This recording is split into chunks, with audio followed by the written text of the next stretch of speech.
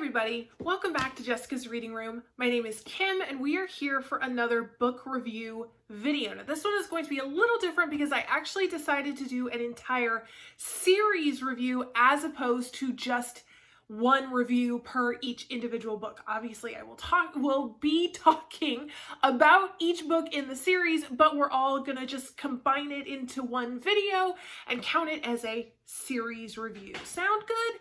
Awesome. Okay, so the series is Day of Honor, Star Trek Day of Honor, basically based on the Klingon holiday of celebrating the honor of your enemy. Now, if you know anything about Klingons, honor is everything to them. If you don't have honor, you don't have anything. So I happen to love Klingons. I don't know. Considering the fact that when I was growing up watching the original series, I hated Klingons. I don't know where this love has come from, but it's there. I love the Klingons. I love the Empire. I don't know. So when I saw this series, I was like, oh my gosh, I love Klingons. Why not read a little bit more about the Klingons? So I did. So book number 1 is Star Trek Next Generation, Ancient Blood. This one focuses on, is he still a commander or is he still a lieutenant? That's a good question because it's Worf. Oh, it is lieutenant. Okay, so he hasn't been, this happens before Star Trek Generations where he gets promoted to commander. So Lieutenant Worf is still serving on the USS Enterprise. His son Alexander is there with him. And basically this, a Starfleet intelligence officer shows up saying, we have this problem. We found this ship with all of these dead bodies on it. We think that there's this colony where I believe it is a humanoid type colony, if I'm remembering correctly. And the problem is that they're actually considering leaving the Federation. We don't want that to happen.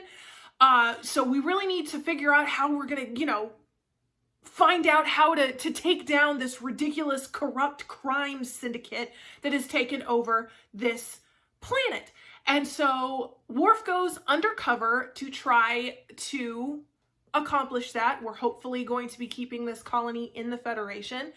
While he is gone, he asks Captain Picard to take over the Day of Honor to help to teach his son Alexander while he's gone.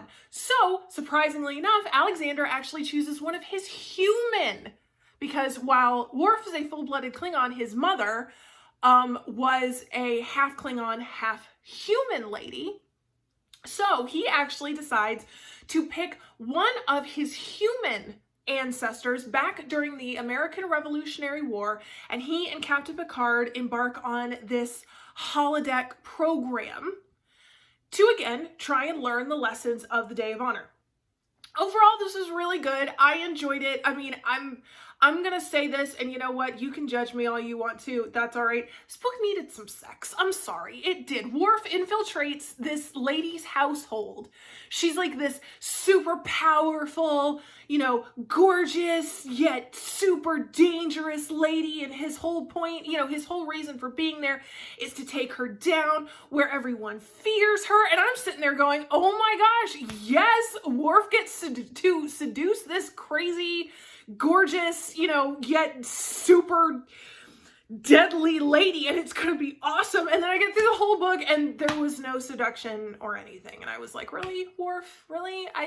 What? Okay, all right. But that was kind of my only real, big thing about this book. The story was great. Considering the fact that this was actually my first introduction to the Day of Honor, I liked it. I got to see a lot of who Worf is. The characterization actually stuck very close to what I know of him from watching The Next Generation and Deep Space Nine. So this was really good. I enjoyed it. I liked watching Picard interact with young Alexander as they both end up learning a little bit more about, honor, whether it's, on your side or with the enemy. And it was just really good. I liked it. So it was a very good start to the series. Okay, next we have Day of Honor, Star Trek Deep Space Nine, Armageddon Sky. The thing about this series is that as I went on, each book got better. That's what I liked about this series, where, you know, we started, I'm not saying that the first book was by any means bad. It's just each book ended up getting better. So the first book was actually my least favorite of the entire series, but it had nowhere to go but up, which is really sad because it makes it sound like the first book was really bad, and it really wasn't. I enjoyed it. It's just the other books were better. This one is basically the crew of Deep Space Nine ended up going to this planet that I believe is actually it's in question. I think it's fought over by the Klingons, the Cardassians, and the Federation, if I'm remembering correctly. They end up showing up at this planet. It's all over, you know, it's, oh my gosh, I'm not articulate today. It has a problem with comets and meteorites constantly bombarding the surface. A Federation science vessel actually goes down on this planet, so Commander Sisko? He might still be a commander, not a captain. I don't know. Benjamin Sisko ends up taking the crew of Deep Space Nine out in the Defiant to go and try and recover this science vessel and its Federation crew members. They end up getting into it with some Cardassians and with some Klingons. Come to find out, there are some Klingons down on the surface. And they have divided themselves into two groups, and there's a lot of conflict between the two groups, basically on their definition of honor. One group is all about accepting their fate as traitors to the Empire and exiled to this planet, whereas the other half are saying, no, that's ridiculous. We've accepted our punishment. We're still here, aren't we? But we're going to survive on this planet. We're not just going to give up to death. And so, again, there's a conflict between the two.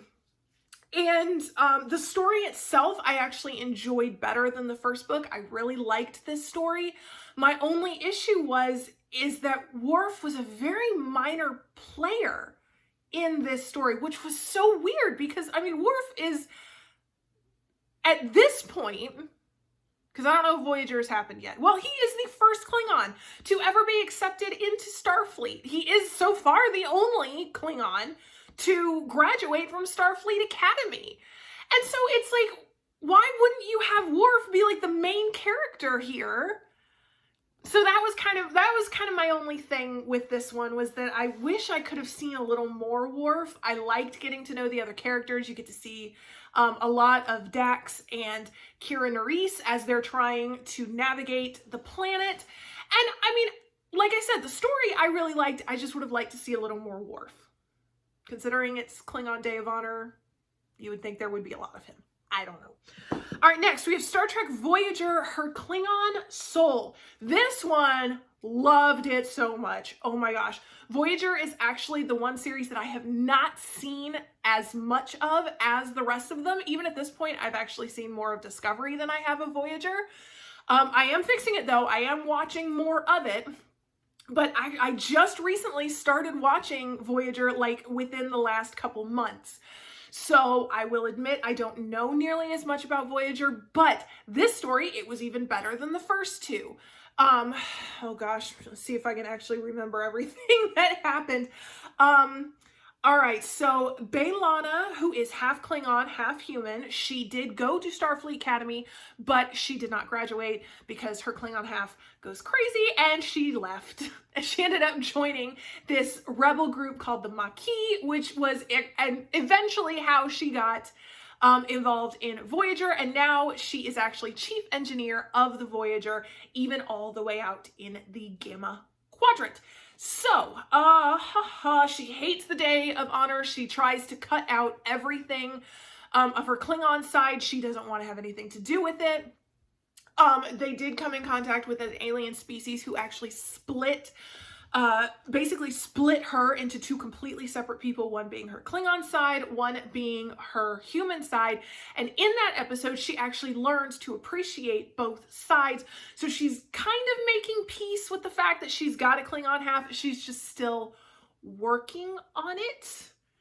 But she and Ensign Kim end up transporting down to a planet to pick food supplies for Voyager, considering how far away from home they are, and they actually have a bit of a power problem.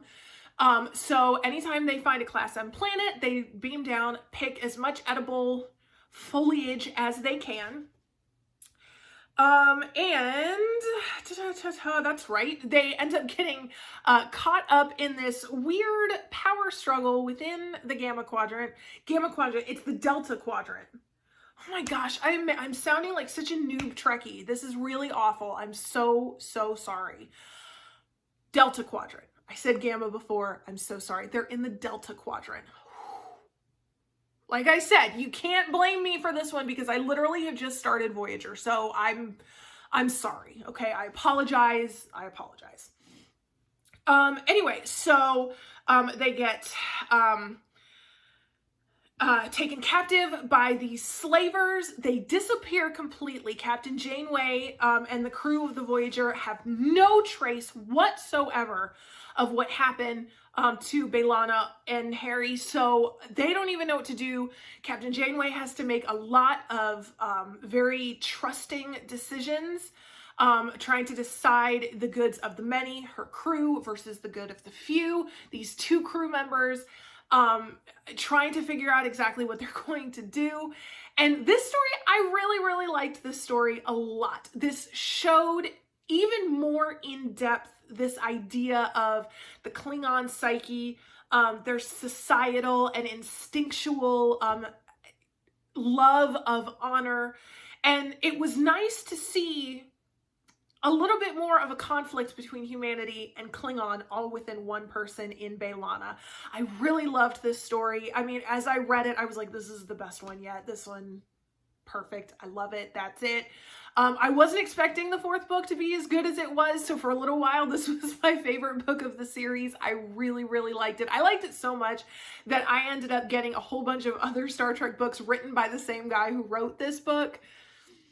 So yeah, there you go. But then we have book number 4, Star Trek, the original series, Treaties, Law. This one takes place all the way back in the past, the original series, before the events of any of the other books. I did have to go back and rewatch the one episode of the original series where Kirk and Commander Kor end up meeting for the first time on Organa, where they end up having a peace treaty. Any thoughts of war are then squashed by this superior society of superior beings who end up stopping war before it can begin. The episode ends where Kor admits that he wished he could have met Kirk in battle. It would have been magnificent. And so then I was like, okay, all right, I got it. I know, let's watch this. I had already watched the Trouble with Tribbles, I mean, a million zillion times. So I already knew, plus you got all the other movies with Kirk and his experience with the Klingons. And basically, this actually shows the origins of the Day of Honor. It is not an ancient holiday. It actually started here with Kirk and with Commander Kor. Basically, there is a planet that at one time was claimed by both the Klingon Empire and the Federation. And the Federation lost it. The Klingons were actually able to agriculturally cultivate the planet better, strangely enough. So the Federation lost their claim on the planet. All of a sudden, they start getting distress calls from the planet. They have no idea what's going on. The Klingon colonists are being attacked by this alien race that no one has ever heard of. The weapons are plasma, and they focus far more on heat than they do actual destruction. And so Kirk and a landing party beam down to try and figure out how to help. You have Spock and another Federation starship, plus Commander Kor's Klingon battle cruiser up in the orbiting the planet, trying to deal with the alien vessels that are up there. And basically the whole story is the two sides, the Klingons and the humans, coming to trust each other, considering the fact that the humans actually came and are risking their lives for an old enemy, the Klingons. This story was magnificent. I thought it was awesome. I had so much fun reading this. And of the entire series, this one's actually my favorite. I don't know if that was supposed to be. I don't know if they ended up writing the series building up to this point, but if they did it brilliantly. This is my favorite book of the series. It was awesome. The series itself, I had so much fun reading it. I learned a lot. And so overall, I'm going to give the entire series 4 stars. I think I gave all the books individually. Well, no, I gave the first 2 books 4 stars, and then the last 2 books 5 stars. So I'm pretty sure that averages out to 4 stars for the entire series. So let's go through them one more time where I give you the individual ratings, shall I? Star Trek Next Generation Ancient Blood, 4 stars. Star Trek Deep Space Nine Armageddon Sky, 4 stars. Star Trek Voyager, Her Klingon Soul, oh my gosh, 5 stars. And then Star Trek Original Series, Treaties Law, 5 stars. So an excellent, excellent series. If you like Star Trek, sci-fi, whatever, I would highly suggest you read this series. It was really, really good. You get to learn a lot about the Klingons, whom I love even more now that I've read about them. So there we go. There is my review for the Day of Honor series. Hopefully you guys liked it. If you have any suggestions for other Star Trek books that you like that you think I should read, go ahead and let us know down in the comments. And we'll see you next time for our next book review. Bye!